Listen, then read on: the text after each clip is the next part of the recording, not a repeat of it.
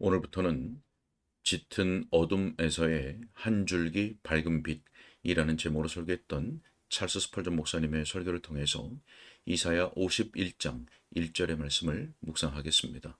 오늘은 이 설교의 첫 번째 요점인 이스라엘과 연관된 이 본문의 적용이라는 내용을 읽겠습니다. 먼저 본문의 말씀을 읽겠습니다. 의를 따르며 여호와를 찾아 구하는 너희는 내게 들을지어다. 너희를 떠낸 반석과 너희를 파낸 우묵한 구덩이를 생각하여 보라. 아멘. 설교 내용을 읽겠습니다. 이스라엘 백성들은 여호와 그들의 하나님께서 광야에서 그들을 인도하신 모든 방식을 기억하라는 명을 받았습니다. 그 명령은 이유 없이 주어진 것이 아닙니다. 과거에 베푸신 하나님의 은혜를 기억하는 것은 여러 면에서 우리에게 유익을 줍니다. 우리의 과거 상태를 돌아보고 우리가 극도로 곤란한 형편에 처했을 때 하나님께서 우리를 돌보신 방식을 기억하는 것은 종종 우리 영혼의 건강에 유익하고 기운을 돋워 줍니다. 이사야는 하나님의 영에 인도되어 이스라엘 백성들로 하여금 과거를 돌아보도록 공고하고 있습니다. 그 이유는 바로 이것, 즉 그들이 우울하고 슬플 때에 위로와 격려를 얻도록 하기 위함입니다. 그들이 지금과 마찬가지로 낮은 처지에 있을 때, 어쩌면 지금의 상태보다 더 나쁜 공경에 처했을 때 하나님께서 과거에 그들을 위해 행하신 모든 일들을 생각함으로써 그들을 슬픔의 상태에서 다시 끌어올려줄 하나님의 능력에 대한 새로운 확신을 가지게 하며 그렇게 함으로써 그들이 새로운 활력을 얻도록 하기 위함입니다. 사랑하는 이여, 귀를 기울이십시오. 의의를 따르는 모든 자들이여, 이 호소를 귀담아 들으십시오. 여러분이 뒤돌아보기만 한다면 즐거운 광경이 보일 것입니다. 또한 여러분이 앞으로 나아갈 때 여러분 앞에 더 밝은 광경이 펼쳐질 것입니다. 사람들이 격려를 받는 것은 중요한 일입니다. 때때로 사탄은 줄 끝에 달린 추를 한쪽 방향으로 흔들리게 하고 때로는 다른 방향으로 흔들리게 합니다. 그것이 이쪽 방향으로 흔들리면 사람들은 죄 속에서 뻔뻔해집니다. 혹 사탄이 그것을 다른 방향으로 흔들리게 하면 사람들은 그들의 죄의 용서와 마음의 회복에 대해 낙심하게 됩니다. 많은 영혼들이 전자에 의해서뿐 아니라 후자에 의해서도 파멸합니다. 저는 이 아침에 의의를 따르는 여러분 모두가 주님을 바라며 나에게 희망이 있다, 나에게 위로가 있다 라고 말할 수 있기를 바랍니다. 그리고 여러분의 얼굴을 아버지의 집으로 향하고 걸음을 재촉하여 용서와 사랑이 기다리는 곳으로 가기를 바랍니다. 자, 먼저 우리는 문자적으로 이 본문이 이스라엘에 어떻게 적용되는지 아주 간략하게 설명할 것입니다. 그들은 위로를 얻기 위해 그 민족의 기원을 회상하라는 소리를 듣습니다. 아브라함은 나무 밑동이며 이스라엘 민족은 거기서 생겨났습니다. 그가 유일한 사람이었습니다. 2절 말씀에 너희의 조상 아브라함과 너희를 낳은 사라를 생각하여 보라. 아브라함이 혼자 있을 때에 내가 부르고 그에게 복을 주어 창성하게 하였느니라 라고 말씀합니다. 그가 홀로 있었으며 그와 그의 아내가 단 한 가정을 이루었습니다. 그들이 하나의 장막 안에 살았습니다. 하지만 주께서 그에게 말씀하셨습니다. 창세기 12장 2절로 3절 말씀입니다. 내가 너로 큰 민족을 이루고 네게 복을 주어 내 이름을 창대하게 하리니 너는 복이 될지라. 땅의 모든 족속이 너로 말미암아 복을 얻을 것이라. 자, 더 나아가 주께서 그에게 이 말씀도 하셨습니다. 창세기 17장 7절 말씀에 내가 내 언약을 나와 너 및 내 대대 후손 사이에 세워서 영원한 언약을 삼으리라. 자, 또한 하나님께서는 아브라함에게 하늘을 우러러 무뼈를 세어 보라고 명하시며 네 자손이 이와 같으리라 라고 말씀하셨습니다. 바닷가의 모래처럼 셀 수 없는 후손들이 그 족장과 그의 아내 사라에게 보증되었습니다. 더욱이 그 사람은 나이 많아 늙었고 그의 몸은 죽은 것과 같았다고 성경에서 말하고 있습니다. 즉, 그는 너무 나이가 많아 한 민족의 시조가 될 것 같지 않았습니다. 그의 아내 역시 태가 다쳤다고 했습니다. 그런데 이 두 사람에게서 혈과 육으로는 도무지 생산이 불가능할 것 같아 보이는 이 둘을 통해서 하나님은 무별과 같이 셀 수 없는 민족을 일으키기를 기뻐하셨던 것입니다. 아브라함은 명령하는 지위에 있지 않았고 세상에 과시할 만한 큰 군대를 거느린 사람이 아니었습니다. 그는 장막에 거하는 사람이었고 유목민 족장이었으며 팔레스타인 땅에서 돌아다니는 방랑자였습니다. 하지만 그는 해를 입지 않았습니다.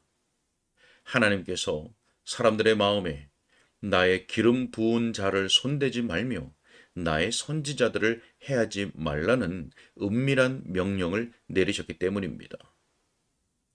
비록 많은 상황에서 이 한 민족의 배안은 으깨어지고 사멸해 버릴 것 같았지만 아브라함과 사라, 이삭과 리브가, 야곱과 라헬은 살아남았고 또한 살아남아야 했습니다.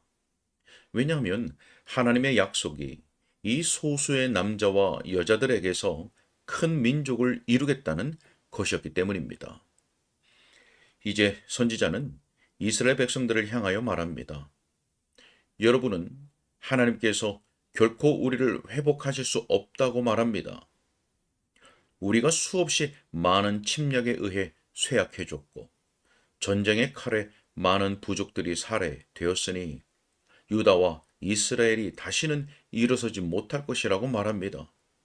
하지만 아직 여러분에게 남은 자의 수가 처음의 수보다 많지 않습니까? 여러분을 낳은 자들은 아브라함과 사라 단 둘이었지만 하나님께서 여러분을 한 민족이 되게 하셨습니다.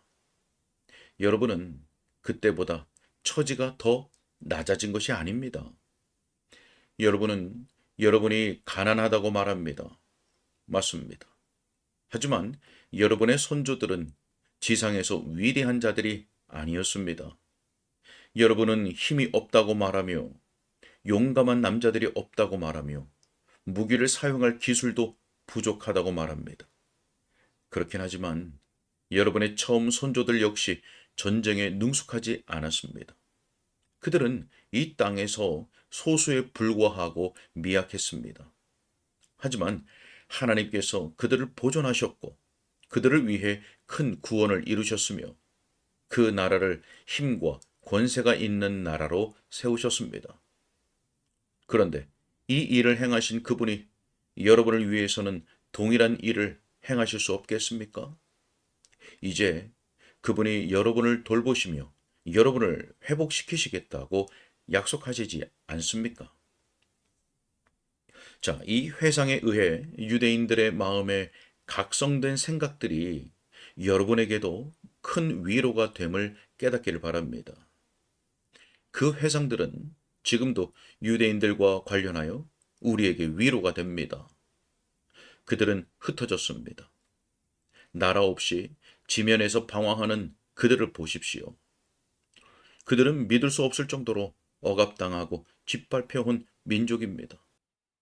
이방인들의 손과 소위 그리스도인들의 손이 그들을 심하게 짓눌러 왔습니다. 비록 진리 면에서 그들은 하나님이 택하신 귀족들과 같고 그들의 옛 혈통은 왕들의 그것과 같음에도 불구하고 오랜 세월 동안 그들은 조롱과 야유를 당해왔습니다. 하지만 그들에 대해서 단념하지 맙시다. 그들의 조상인 아브라함은 하나님께서 그를 우상을 숭배하는 한 집안에서 불러내셨을 때 일개 이방인에 불과했습니다. 하나님은 그를 살아계신 참된 하나님의 증언자로 삼으셨고 지극히 큰 상급으로 그의 믿음을 영예롭게 하셨습니다. 그러니 그분이 이스라엘을 큰 방황에서 다시 부르시고 그들을 모든 불경건한 전통과 불신앙으로부터 깨끗이 씻으실 수 있음을 의심하지 마십시오. 그분은 그들을 구별하여 그분에게 거룩한 백성이 되게 하실 수 있고 다시 한번 그분의 능력을 크게 나타내실 수 있습니다.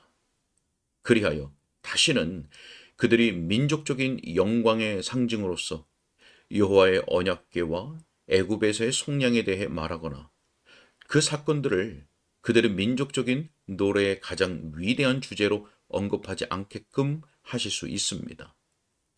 왜냐하면 시내산의 광야나 예루살렘 주변의 산들이 목격했던 것보다 더 큰 구원과 더 위대한 하나님의 임재의 현현이 이스라엘 백성 중에 있을 것이기 때문입니다.